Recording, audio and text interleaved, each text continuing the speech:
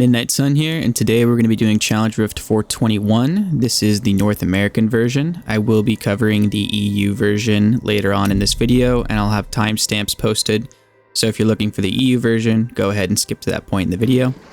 So to start it out, we can go over to the Soul Mirror here and check out what we've got. This is a interesting build here. We're going to be focusing on the Holy Point shot, and are also going to be doing some damage with some Fan of Knives, the Impale version of this. So Carlea's Point is our dagger. It's going to be doing some damage. The Impale throws 2 additional daggers, also going to be doing some damage. We have Ice Climbers so we don't get frozen. Don't stand in them anyway, it still does some damage. The Saint Archuse keeps us alive. We have a Bane to the Powerful, making it so the elites help us do a little bit more damage there. And then we have a Wreath of Lightning included there, which is also going to be helping out some of our damage for this build. So with that being said, there's not really anything else to this. We get awareness, which is going to keep us alive a little bit, and then we have some stuff in our passives, which is contributing slightly.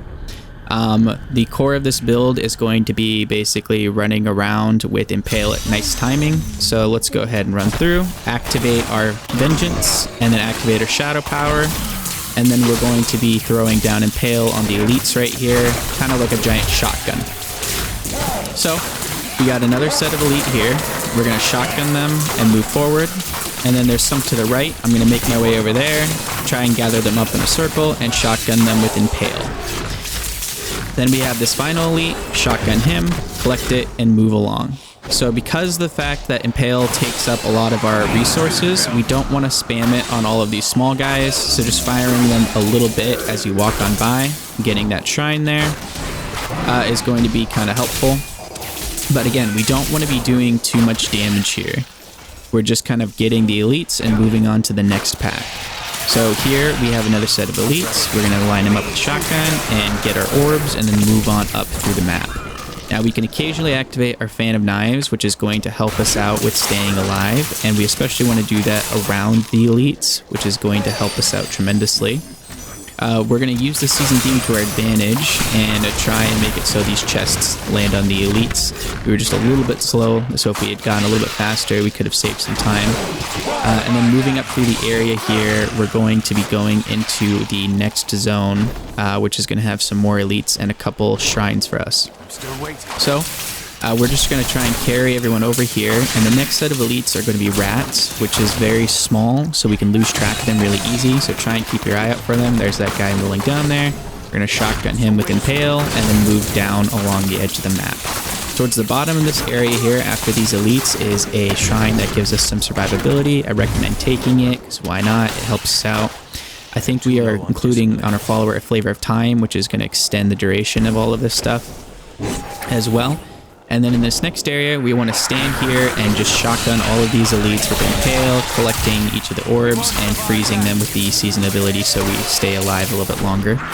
Now at this point, you noticed the time is looking a little bit low here, and that's because I had already completed this challenge rift earlier, so we're racing against my time here.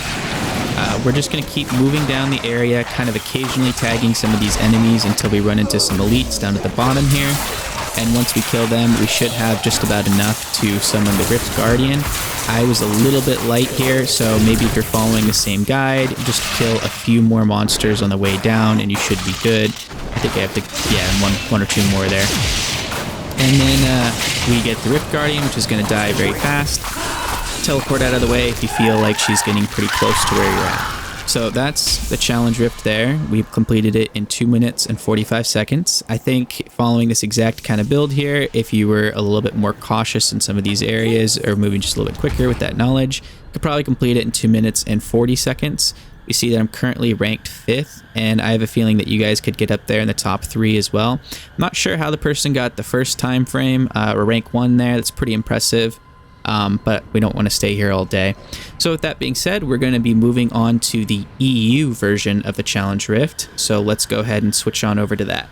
All right, Challenge Rift 421 EU. So one of my subscribers asked me to do an EU version of this, and I've thought, why not? So I'm going to combine them both in one video going forward now. If I have some people interested in doing the Asia one, I will do that as well. But let's go ahead and go to the Soul Mirror just like the other one. We're also doing a Demon Hunter here, and this is going to be a little bit different. We're using Hungering Arrow.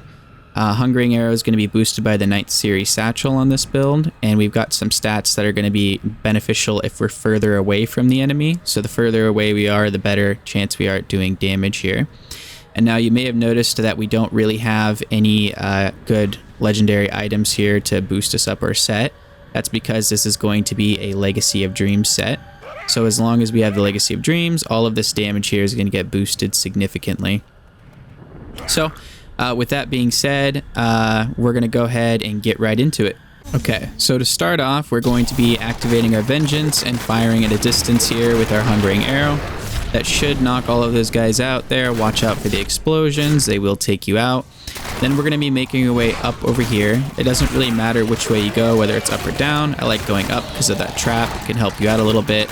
We're firing a little bit, and then we're going to be vaulting forward to do our movement through the map here. Now, our Rain of Vengeance doesn't really do anything because we don't have a bow, so we're not going to be using it. Activating Shadow Power for survivability, and getting this Conduit over here. This is going to carry a lot of our damage for a little bit here. So the elites, we're standing from a distance. We're activating Marked of Death on this elite pack, and then we're going to be moving forward after collecting them. Marked for Death increases our damage a little bit, and it spreads. So every single time we see some elites, we're making sure Marked for Death gets on there, and then we're firing. If you ever worry that you're about to die, go ahead and spam your potion. That will teleport you randomly to a safe distance nearby. So you'll see me kind of teleporting around here, and that's what that is. Now, don't use your Vengeance. You can see that it's going to be starting back up on my bar here. We're going to save it for this elite pack up here to make sure we guarantee to get it. So you can go ahead and activate it right around here if you want to.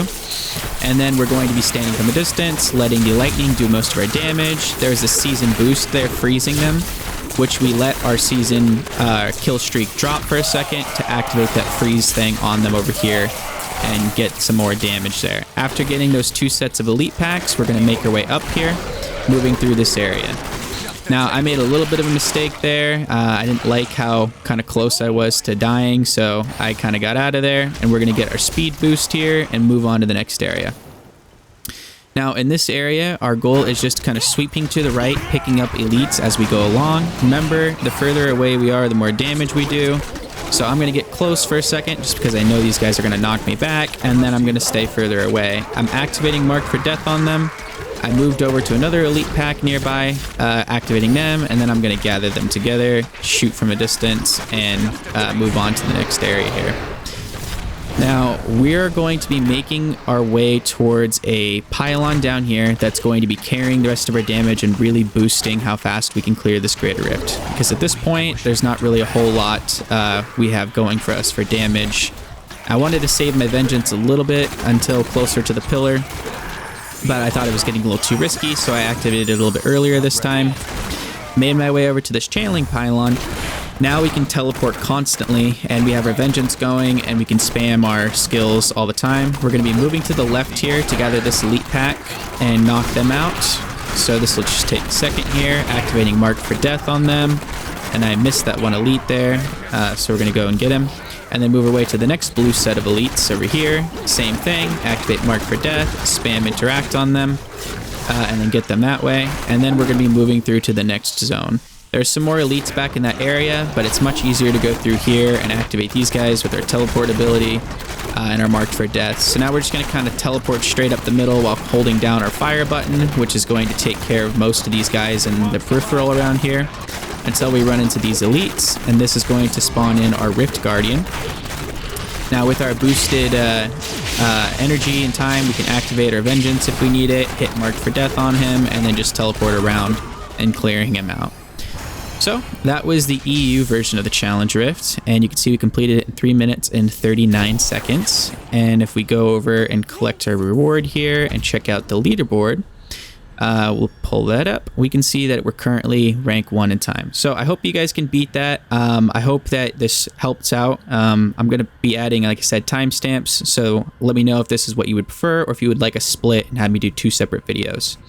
Thank you for watching. Have a good one. Bye.